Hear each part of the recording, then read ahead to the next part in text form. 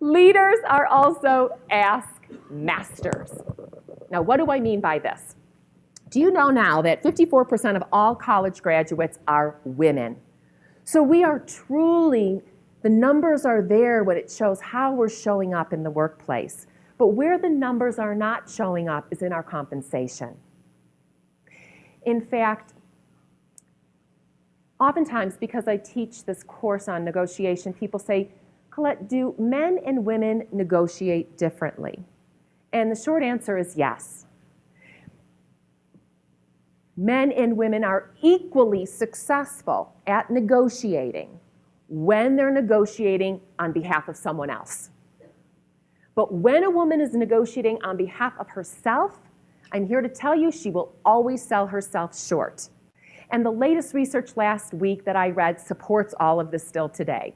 You know, colleges are showing that women are still going out, even in their courses, they're being asked, what is your expectation for your starting salary?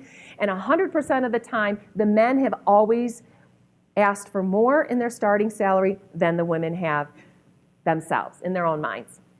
So we've got to get better at that. And even Sheryl Sandberg, who started this beautiful conversation about leaning in her own book, she writes about the fact that when Mark Zuckerberg asked her to come on Facebook's team, he offered her a package, and she was just going to accept it. She wasn't even going to negotiate because she thought it was fair, and she wanted it, and she didn't want to lose the opportunity. And it wasn't. It was only because her husband and her brother-in-law said, "Sheryl, what would you do if you were a guy?"